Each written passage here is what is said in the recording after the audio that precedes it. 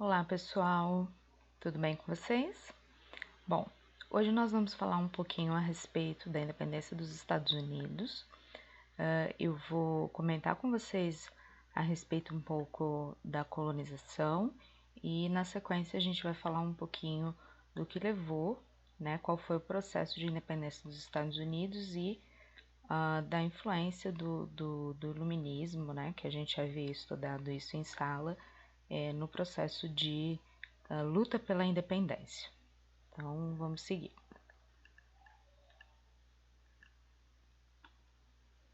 Bom, então algumas coisas que a gente já havia falado em sala de aula.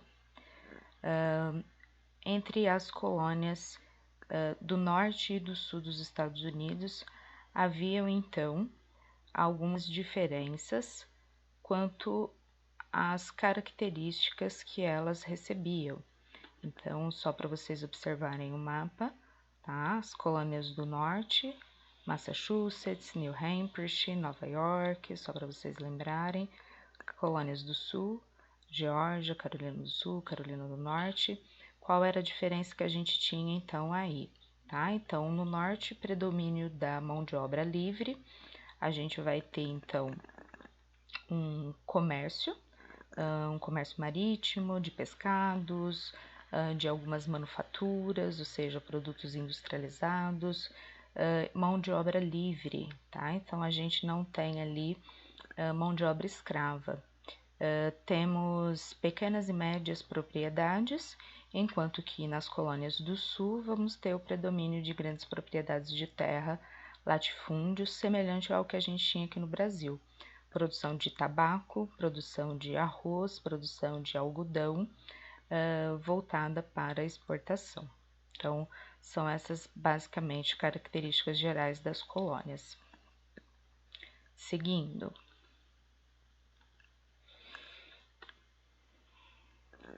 O que nós vamos ter então aí como algumas mudanças que vão, obviamente, influenciar para o processo de independência, né, que vai desembocar na guerra dos colonos americanos contra os Estados Unidos.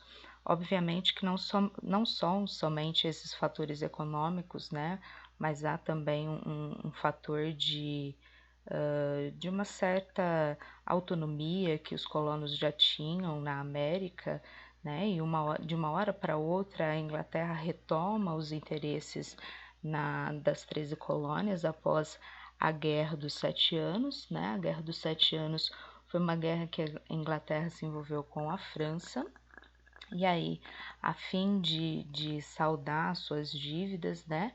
Ela busca, através da criação de várias leis, né? Que são esses impostos, essas leis que a gente tá vendo aí elencadas, ela busca, através dessas leis, tentar saldar essas dívidas que ficaram com a guerra.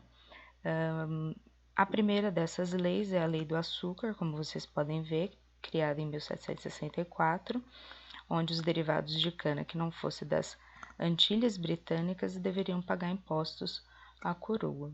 Tá? A região das Antilhas Britânicas, que eram ilhas, né, ali da região do Caribe, que pertencia à coroa, à Inglaterra. Depois, a Lei do Selo, né, que vai proporcionar, né, vai gerar uma série de boicotes por parte dos colonos em relação à Inglaterra. Essa lei do selo ela vai ser criada em 1765, né, onde todos os documentos que fossem impressos na colônia eles deveriam portar um selo que era emitido pela Inglaterra. E o que acontece com essa lei, né? Qual que era o problema dela? Que ela acabava atingindo todas as classes sociais, porque se eram documentos impressos, desde jornais, revistas, livros, panfletos, mas também, se a gente pensar, certidão de nascimento, certidão de óbito, né, que também eram documentos escritos, ou seja, todas as classes sociais de fato. Seguindo. A Lei do Chá, 1773, dava, né, o monopólio da venda de chá pelas companhias das Índias britânicas, ou seja, somente a Inglaterra poderia vender o chá. Isso vai desembocar, né, num evento que nós chamamos de Festa do Chá. A Festa do Chá nada mais nada menos foi do que uma manifestação, um protesto por parte dos colonos que se vestiram de indígenas. Então, o que vocês estão vendo aí na embarcação, né, no navio, são os colonos que eles se vestem de indígenas como nativos e derrubam, né, lançam ao mar todo o carregamento de chá que era voltado à exportação em Boston, que era a capital de Massachusetts. Calcula-se que o prejuízo, né, dessa manifestação tenha sido de 10 mil libras, né? E aí, após essa festa do chá, né, esse protesto, a Inglaterra ela volta-se para a colônia de Massachusetts com várias leis muito rígidas, muito duras, né, que os próprios colonos vão chamar de leis intoleráveis. O que seriam as leis intoleráveis? Então, vamos lá só para vocês verem. Elas são criadas em 1774 e visava, né, fechar o porto de Boston, né, que era dali que saía muitas exportações, a suspensão de reuniões nas colônias de Massachusetts, o impedimento de qualquer manifestação pública contra a própria Inglaterra, os crimes cometidos em território americano seriam julgados pela Inglaterra, e a colônia de Massachusetts foi ocupada por tropas do exército britânico. O que vai acontecer aí, né? As outras colônias vão ver que se isso estava acontecendo com Massachusetts, poderia também acontecer com eles, ou seja, vai se gerar um clima, né, de revolta muito grande, né, e eles vão se voltar realmente contra a Inglaterra, porque viam que era uma ameaça toda essa opressão britânica contra Massachusetts e que poderia também se voltar contra as outras colônias.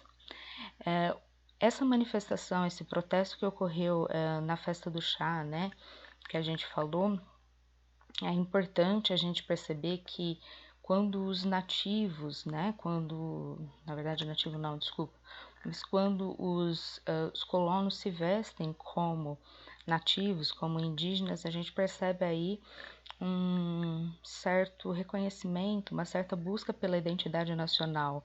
Eles não se compreendem como britânicos, como ingleses. Há uma separação, né, entre nós e o outro, né?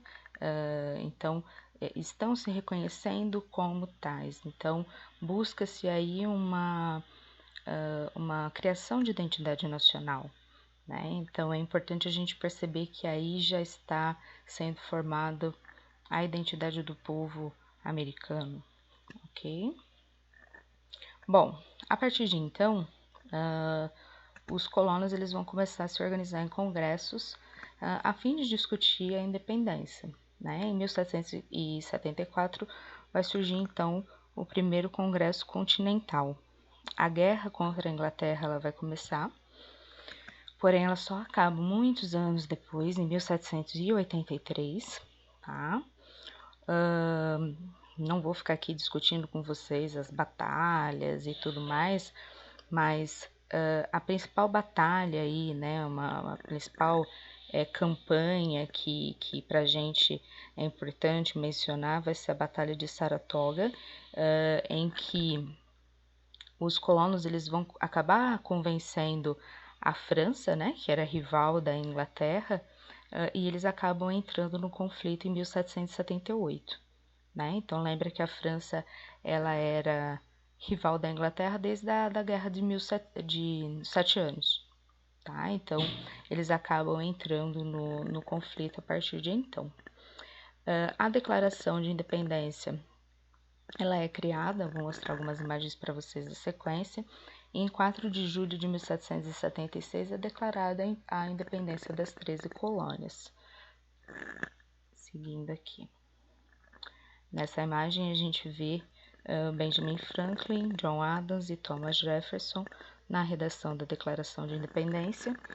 É importante a gente mencionar que foram redigidas várias declarações de independência, né? Calcula-se que cerca de 90 declarações de independência foram redigidas nessa época, né? E muitos pontos da Declaração de Independência dessas, né? Várias que foram redigidas acabavam por desagradar, né? E não seguiram adiante, né? Um desses pontos era de que a punição, né, pelo tráfico de escravos, né? Então era uma das coisas que desagradava, né, e que não seguiu adiante na redação original da Declaração de Independência dos Estados Unidos. Essa é uma cópia da declaração original. E George Washington, que vai ser o primeiro presidente dos Estados Unidos e um dos líderes da Guerra de Independência, que lutou, né, na Guerra de Independência nesse período. Bom, pessoal, eu vou parar com vocês aqui. A gente retoma esse tema numa aula posterior. E se porventura a gente tiver alguma dúvida, né, alguma questão, eu esclareço com vocês numa próxima aula. Tudo bem? Até mais, muito obrigada.